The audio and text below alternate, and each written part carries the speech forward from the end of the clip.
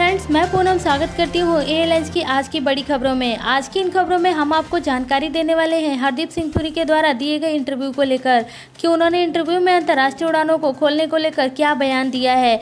इसके अलावा फ्रेंड्स, यहाँ पर कई नई देशों से अंतर्राष्ट्रीय उड़ानों को लेकर खबर आ रही है।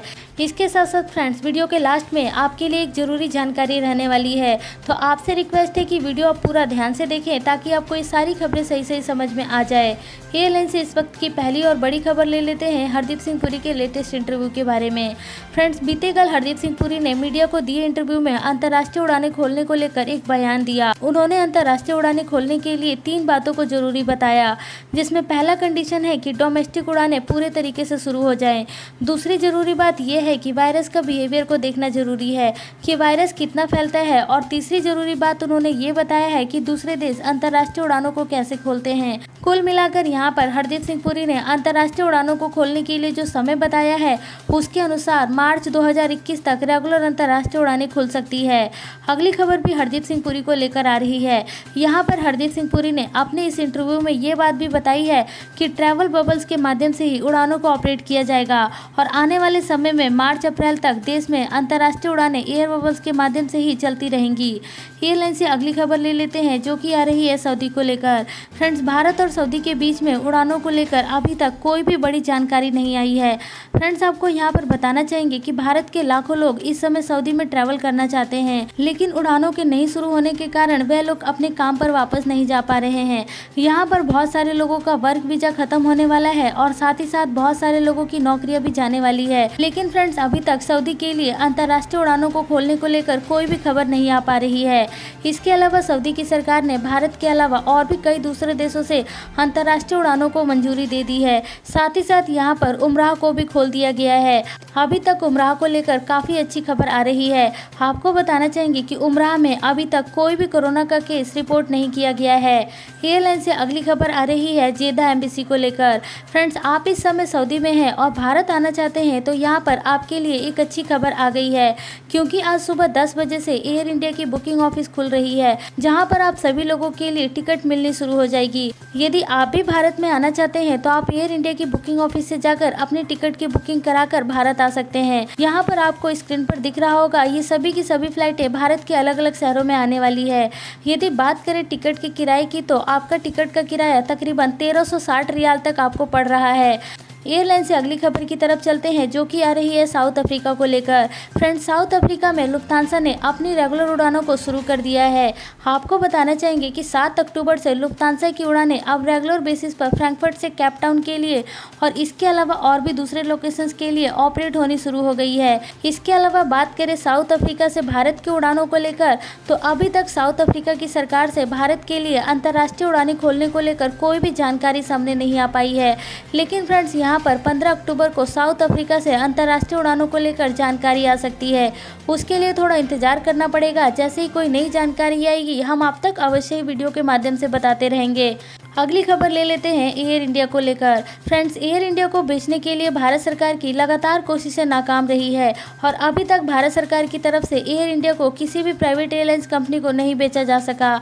एयर इंडिया को बेचने के लिए भारत सरकार ने कई बार बोली की डेट को आगे बढ़ाया है, और इस बार भी एयर इंडिया को बेचने के लिए फिर से इसकी बोली की डेट को आगे बढ़ाया जा रहा है। अगली बड़ी खबर आ रही है जेट एयरवेज को लेकर। फ्रेंड्स, जेट एयरवेज, जिसमें कि बीते कल जानकारी आ रही थी कि जेट एयरवेज में बोली लगाने वाले कार्लो कैपिटल ने जेट एयरवेज की बोली को जीत लिया है, उसके ठीक एक दिन बाद यहाँ पर जेट एयरवेज की कमेटी ऑफ क्रेडिटर्स की तरफ से ये जानकारी आ रही है कि अभी भी जेट एयरवेज के फाइनल ऑनर का डिसीजन नहीं लिया गया है, और जेट एयरवेज के फाइनल ऑनर को लेकर अभी भी बिडिंग की जा रही है।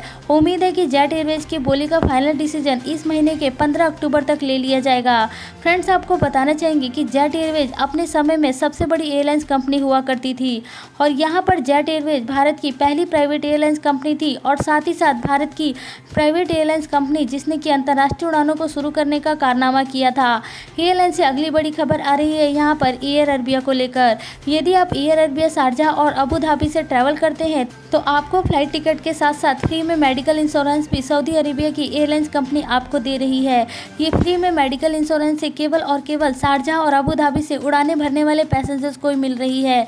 यहाँ पर पैसेंजर्स को किसी भी तरीके की एडिशनल कोई भी डॉक्यूमेंट देने की ज़रूरत नहीं है और यदि आप शारजाह अबू धाबी से ट्रैवल करते हैं तो आपके ट्रैवल के 1 महीने बाद तक आपको ये इंश्योरेंस प्रोटेक्ट करेगी।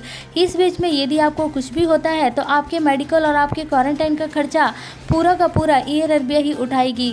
मौजूदा समय में इस तरीके के ऑफर कई एयरलाइंस कंपनियां लेकर आ चुकी है। ऐसा इसलिए किया जा रहा है कि पैसेंजर ज़्यादा से ज़्यादा इन एयरलाइन से ट्रैवल करना पसंद करें।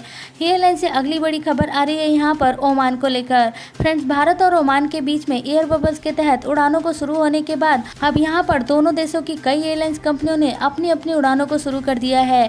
फ्रेंड्स, यहाँ पर बताना चाहेंगे कि ओमान की एयरलाइंस कंपनी ओमान एयर ने भी भारत के 3 शहरों के लिए अपनी उड़ानों को चालू कर दिया है।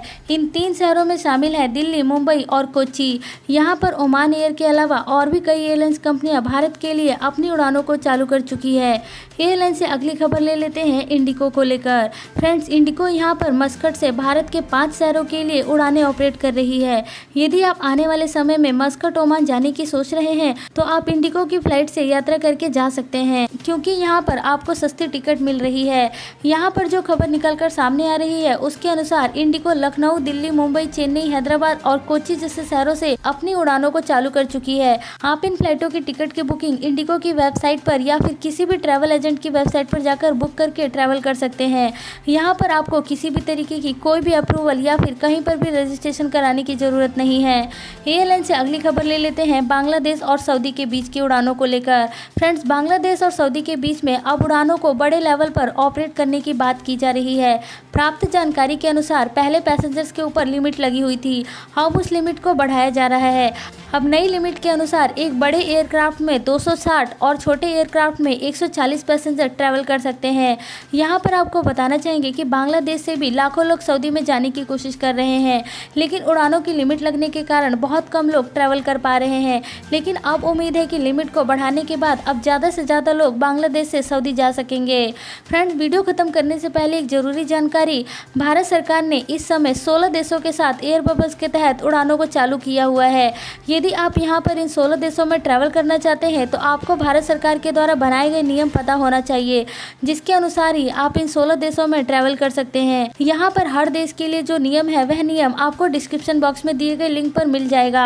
आप वीडियो के डिस्क्रिप्शन बॉक्स में दिए गए लिंक पर जाकर विजिट करके उस लिंक को पढ़ सकते हैं कि वहाँ पर 16 देशों में ट्रैवलिंग को लेकर क्या क्या नियम बनाए गए हैं। उनके जो भी नियम है वो भारत सरकार की तरफ से जारी किए गए हैं, जो कि सभी अंतर्राष्ट्रीय पैसेंजर्स को मानने पड़ेंगे।